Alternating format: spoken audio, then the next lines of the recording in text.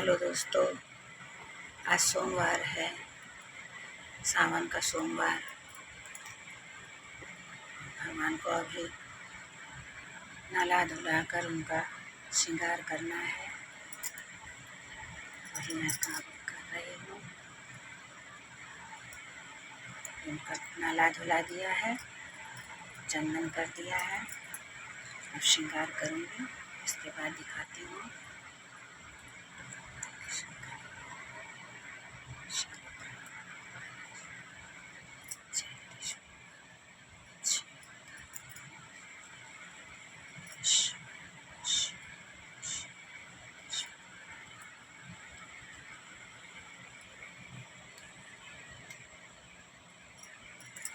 तिलक लगा दिया है, अभी फूलों से सजाना बाकी है।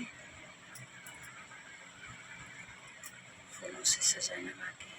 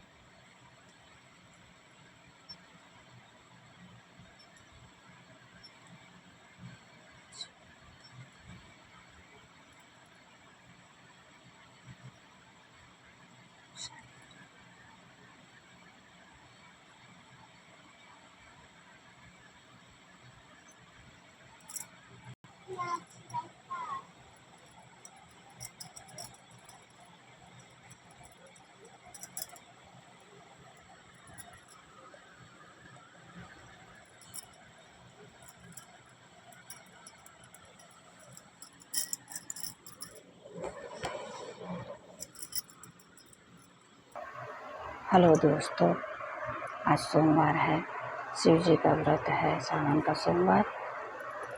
सब तैयारी कर लिया है, पूजा कर लिया है मैंने। अब इनका पाठ पढ़ने जा रही हूँ। आप लोग को पसंद आएगा तो लाइक और शेयर करिएगा। सोमवार का कथा। जय भोलेनाथ, जय गणेश भगवान, शंकर भगवान, गोपाल कृष्ण कन्हैया बंसी बजैया, अपराध की क्षमा करा भोलेनाथ। ओम नमो भगवते वासुदेवाय, ओम नमो भगवते वासुदेवाय, ओम नमः शिवाय, नमः शिवाय।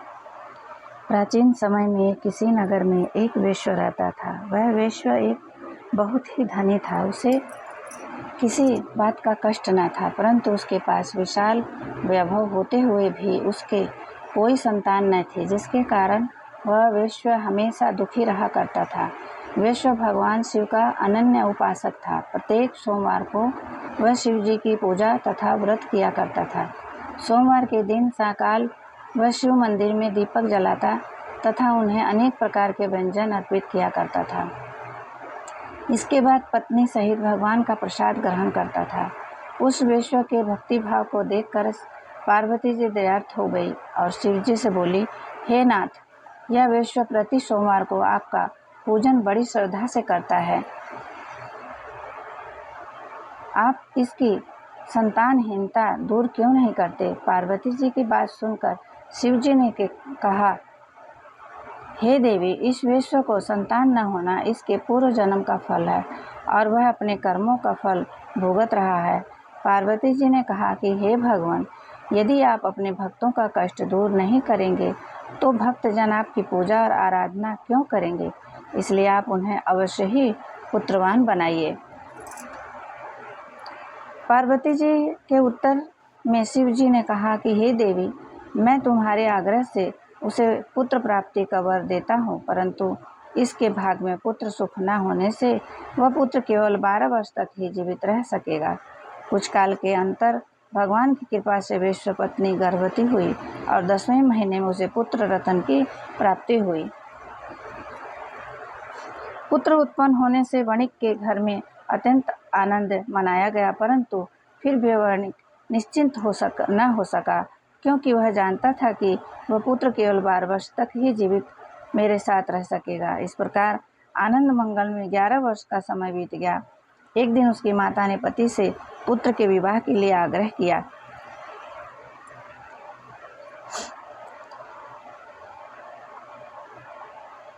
वणिक ने अपनी पत्नी से कहा, अभी विवाह की क्या चिंता है, अभी तो मैं इसे काशी में विद्या अध्ययन के लिए भेजना चाहता हूँ। पत्नी से ऐसा कहकर उस वणिक ने लड़के के मामा को बुलाया और उसे बहुत सा धन देकर कहा, तुम अपने इस भांजे को शिक्षा हेतु काशी ले जाओ, परंतु एक बात याद रखना कि मार्ग में ब्राह्मणों को भोजन दक्षिणा देते तथा यज्ञ करते हुए जाना। इस प्रकार घर से दोनों विदा होकर रास्ते में ब्राह्मणों को भोजन और दक्षिणा देते तथा यज्ञ करते हुए एक नगर में पहुंच गए। संयोग से उस नगर के राजा की कन्या का विवाह उसी दिन था। कन्या अत्यंत सुंदरी तथा सुलक्षणा थी, परंतु जिस राजकुमार से विवाह होने वाला था वह एक आंख का काना था। वर के पिता को इस बात की बहुत चिंता थी। जब उसने वणिक के उस सुंदर पुत्र को देखा तो उसने उसके मामा से कहा, यदि आप अपने भांजे को कुछ समय के लिए मुझे दे दें तो आपकी बड़ी कृपा होगी। विवाह के पश्चात मैं इसे आपके पास वापस भेज दूंगा और आपको बहुत सा धन दूंगा। वर के पिता के इस प्रस्ताव से वह सहमत हो गया और अपने भांजे को नकली वर बनाकर विवाह मंडप में भेज दिया। परंतु जब वणिक पुत्र सिंदूर दान करके वापस लौटने लगा तो उसने राजकुमारी की साड़ी के एक छोर पर लिख दिया, हे प्रिय, तुम्हारा विवाह मुझ वेश्या के पुत्र के साथ हुआ है। अब मैं पढ़ने के लिए काशी जा रहा हूँ। अब तुम्हें एक नकली वर के साथ विदा होना पड़ेगा जो कि एक आंख से काना है और वह तुम्हारा पति नहीं। इतना लिखकर वह वेश्या पुत्र चला गया। विदाई के समय जब राजकुमारी ने अपनी साड़ी पर वणिक पुत्र द्वारा लिखित बात पढ़ी तो उसने राजकुमार के साथ जाना अस्वीकार कर दिया और उत्तर में कहा, यह मेरा पति नहीं है, मेरा पति तो वेश्यापुत्र है जो इस समय पढ़ने के लिए काशी गया है। राजकुमारी की बात सुनकर उसके माता पिता सोच में पड़ गए और वर के पिता द्वारा किए गए छल से दुखी हुए और कन्या को विदा न किया। बारात खाली हाथ वापस लौट गई। उधर वे दोनों वणिक काशी पहुंच गए। वहां जाकर वणिक पुत्र विद्या अध्ययन तथा उसका मामा यज्ञ संपादन में लग गया। इस प्रकार कुछ ही दिनों बाद लड़के के 12 वर्ष पूरे हो गए। उस दिन यज्ञ को हो रहा था। लड़के ने अपने मामा से कहा, आज मेरी तबीयत ठीक नहीं जान पड़ रही है, इसलिए मैं सोने के लिए जा रहा हूँ। थोड़ी देर बाद आकर जब मामा ने देखा तो अपने भांजे को मृत अवस्था में पाया, जिससे वह बहुत दुखी हुआ। परंतु उधर यज्ञ कार्य चल रहा था, इसलिए यज्ञ भंग होने के भय से वह मौन ही रहा। जब यज्ञ की पूर्णाहुति हो गई और सभी ब्राह्मण वहां से चले गए तो वह जोरों से विलाप करने लगा। उसी समय देवयोग से पार्वती के साथ शिव जी उधर आ निकले। उस विलाप को सुनकर पार्वती जी का मन दयार्थ हो उठा और वह शिव जी से बोली, हे भगवान, आपके वरदान से उत्पन्न बालक मृत्यु हो चुका है, इसका क्या कारण है? शिव जी बोले, हे देवी, यह बालक अपनी पूर्ण आयु समाप्त कर चुका है और अब मृत्यु को प्राप्त हो गया है, इसमें मैं क्या कर सकता हूँ? पार्वती जी ने कहा कि हे शिव जी, आपने जिस प्रकार कृपा करके इस बालक को 12 वर्ष की आयु दी है थी, उसी प्रकार अनुग्रह करके इसे जीवन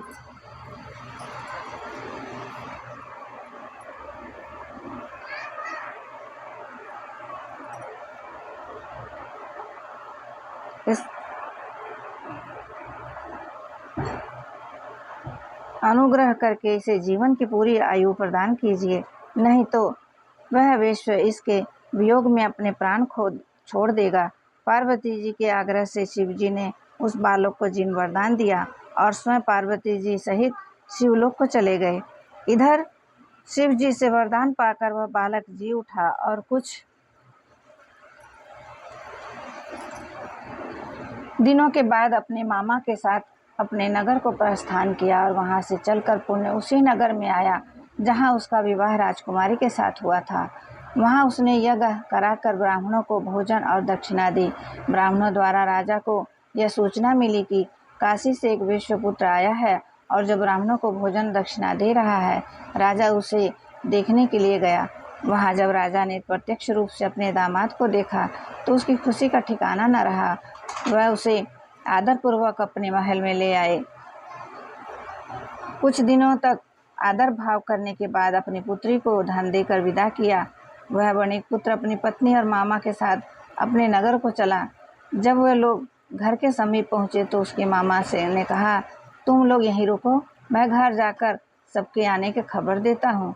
इधर इस बालक का पिता अपनी पत्नी सहित छत पर बैठा था।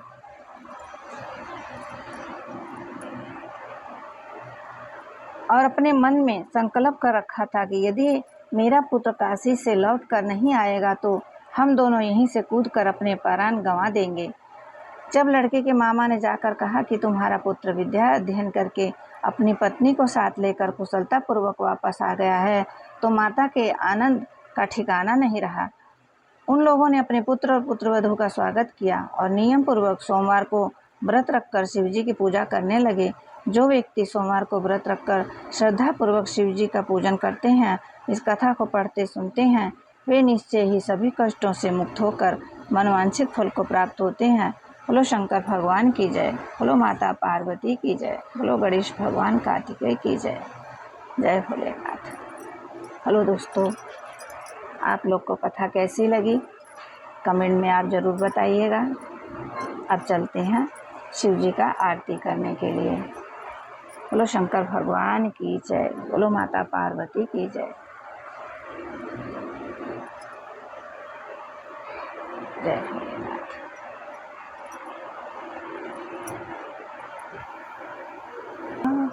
हरि ओम जय शिव ओंकारा, ब्रह्मा विष्णु सदाशिव, ब्रह्मा विष्णु सदाशिव, अर्धांगिनी धारा।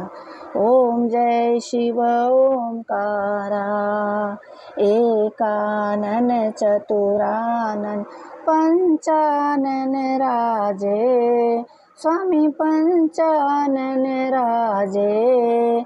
हंसानन गरुड़ासन, हंसानन गरुड़ासन, वृषवाहन साजे। ओम जय शिव ओंकारा।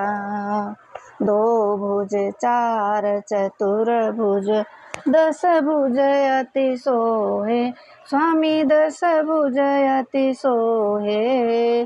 तीनों रूप निरखता, तीनों रूप निरखता, त्रिभुवन जन मोहे। ओम जय शिव ओंकारा। श्वेतांबर पीतांबर बागंबर अंगे, स्वामी बागंबर अंगे। सनकादिक ब्रह्मादिक, सनकादिक ब्रह्मादिक, भूतादिक संगे। ओम जय शिव ओंकारा। अक्षमाला वनमाला मुंडमाला धारी, स्वामी मुंडमाला धारी।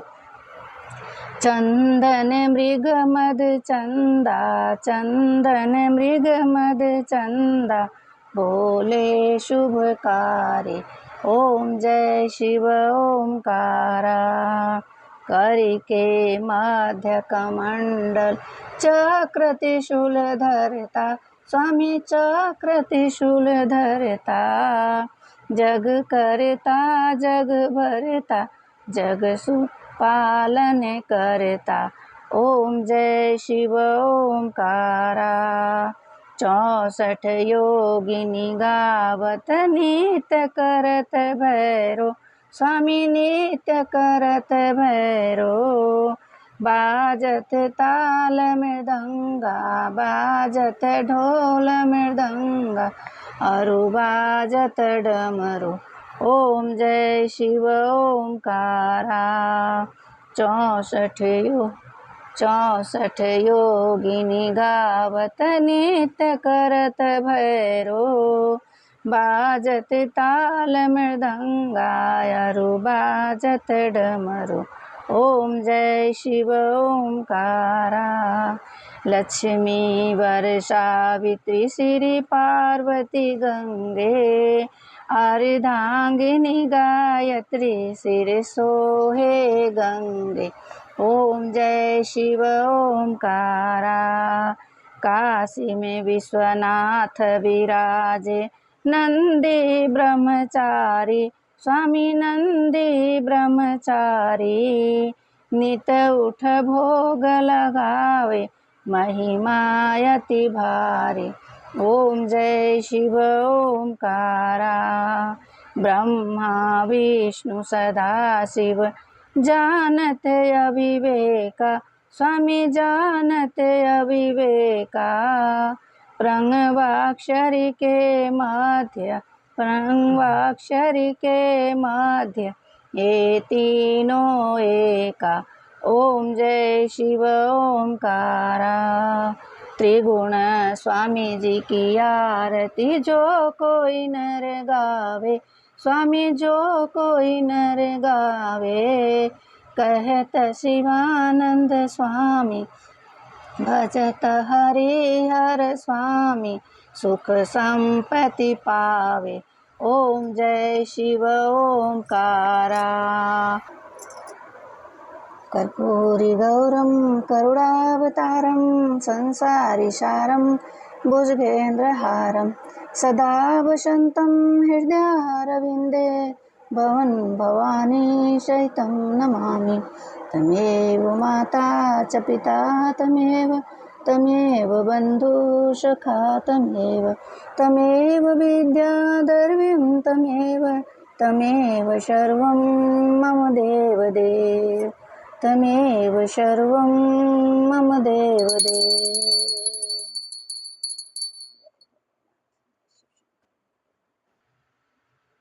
दोस्तों, ज़रूरी नहीं है कि पूरा विधिवत फूला फल फूल दूध घी क्या क्या लेकर पूजा करें। अपने पास जो भी रहे उसी से श्रद्धा से उठकर अपना पूजा करना चाहिए। भगवान भाव मांगते हैं। भगवान ये नहीं कहते हैं कि हमको बहुत सारा विधि विधान करो, नहीं बहुत सारा कुछ चढ़ाओ। अपने श्रद्धा अनुसार जो भी अपने से बनता है वो लेकर पूजा करना चाहिए। भगवान का भाव से पूजा करना चाहिए। बोलो शंकर भगवान की जय। बोलो माता पार्वती की जय। बोलो गणेश भगवान की जय। बोलो विष्णु भगवान लक्ष्मी नारायण की जय। बोलो कान्हा की जय। लड्डू गोपाल की जय। दोस्तों, लाइक और शेयर करिएगा।